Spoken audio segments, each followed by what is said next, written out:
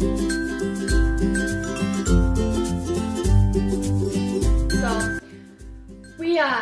found a place. It was a little duplex, so we had half a house to ourselves. We had a backyard and everything.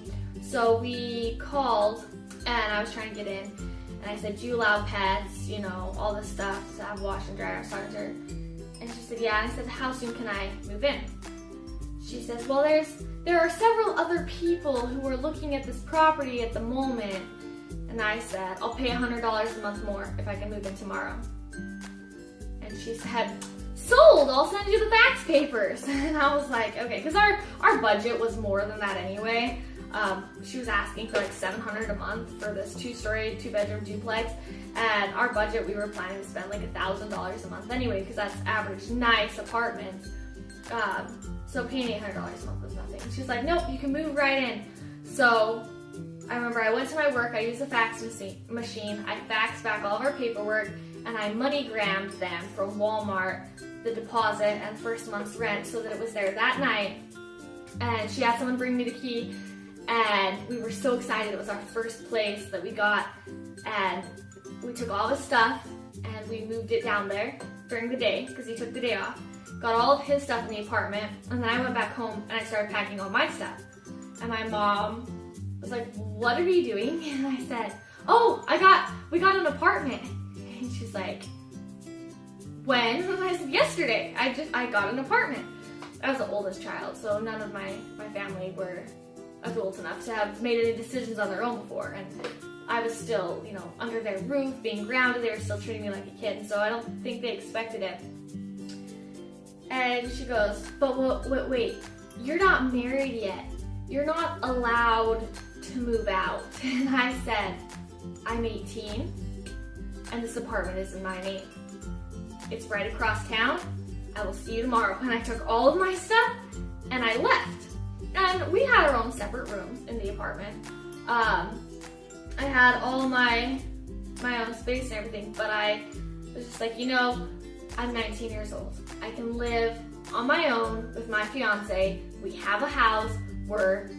This is it. This is me leaving the nest. And I think it caused my parents some distress that I went from being a child to making my own decisions and traveling to different towns with my fiance and moving into my own house and then getting married like that. So I do feel bad in that way, but it all worked out. So that's good. Our original plan was to get married in June of the next year and get married in mountains where we had gone camping, but that didn't really work out how we planned. And it was going to be rather expensive, and a lot of my family and his family as well are very old, and we were afraid of the traveling up into the mountains where they would have to walk in and stuff like that. So we ended up getting married sooner than we thought. Everybody thought that we were crazy when I'd only known him 6 months before we got married. We got married on the 20th of December of 2014, and we had a cute little church wedding. It cost me maybe like $2,000. It was super cheap compared to what most people pay on a wedding. Everything went pretty well. I didn't want to get married in a church because I felt like that was so traditional, but it ended up being really nice. It was a beautiful ceremony. The only issue that I had was, well, I had two issues. One, the cake lady that I hired was a at-home cake person. She sent me her portfolio and everything looked good, and I paid her a good sum of money, and she brought the cake the night before the wedding and put it in the fridge at the church. And so I went down and I opened the fridge to look at my cake because I had sent her a picture. I knew what it was supposed to look like, and then I saw the cake that was what she had made, and it was so bad. It was so awful. I could have made a cake that looked like that cake, and I am a terrible cake baker.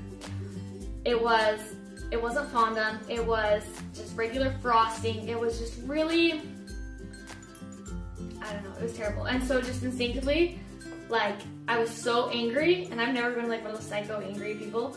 I just took the knife and I just chopped the snowflakes and everything off the cake. I was like this has to go. We have to break the cake down to how it was. We have to get it refrosted. Like, I don't know what to do. And my aunt, she was like, calm down. I will have it taken care of. And she just took the cake. And that was the last I knew of it until the next day on our wedding when we went to cut our cake. And it was a whole new cake. And the person at Kroger had gotten a phone call and had made me a brand new cake. She made it in 5 hours. So it was ready for my wedding. And it was just great. But I had a meltdown over the original cake, and I will never forgive that lady. If you can't make a cake that looks like the picture that you said that you can make it, tell me. I'll hire someone else. You don't have to give it your best shot and do that. The second catastrophe of our wedding is we were going to have our pictures taken before I walked down the aisle. So he was going to see me in my dress before everybody else did, which was fine by me. I didn't think that seeing the bride before the wedding was as superstitious as living with the bride before the wedding, so I didn't really care. We were going to go down to the courthouse because they had these big, beautiful stairs in the courthouse, and have our wedding pictures taken by a good friend of mine. And I didn't check to see if the courthouse was open on the 20th of December, and it was closed because it was a Saturday, and the courthouse is closed on Saturdays. So we went there, and it was locked, and I had like my bridal party, the photographers, everybody was waiting. And I was just like, where else has a big staircase? And so I was like, the library. We're gonna go to the library. And so I walked in carrying my dress, my bridal party behind me, and everybody at the library stopped. And they were like, this is about to get good. And the lady at the front desk, she goes, can I help you? And I said, I have to take my wedding pictures here. And she goes, okay. And I proceeded to go upstairs, and all my bridesmaids followed me upstairs, and then my groom shortly arrived at the library when I texted him and said, change of plans, you're coming here. And so I was hiding in the bookshelf, and people were like walking past their books and being like, what the hell is going on here? And so everybody in the library was looking at me. Like, it was awful. And I'm just standing there like, dude, go back to your book. This is completely normal, okay?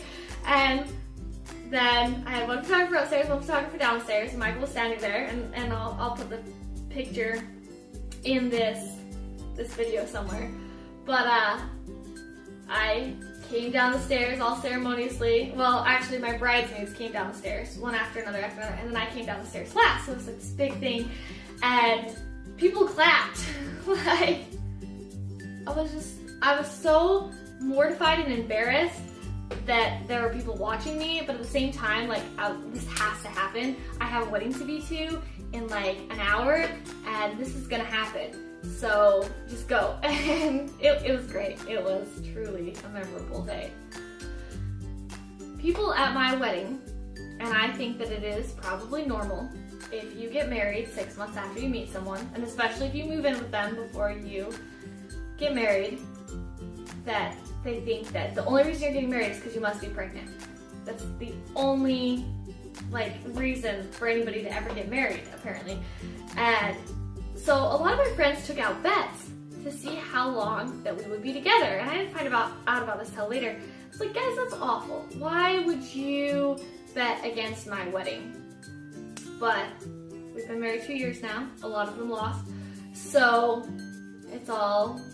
it is what it is. And now a lot of them are getting married, and I get to be the same person who has assumptions like, oh, you're getting married super fast? Are you pregnant? Like, yeah, no, I would never do that to someone. Honestly, that's just wrong. But payback, karma, that's all I gotta say.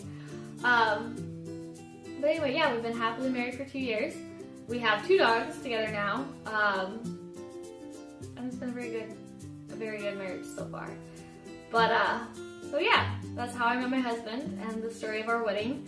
And I will put pictures at the end of this or in here anyway. Anyways, guys, thanks for watching.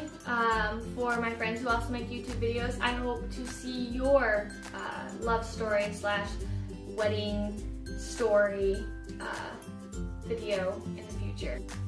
If you do make a love story video, put it in my comments below. I will watch it. So, yeah, thanks for watching.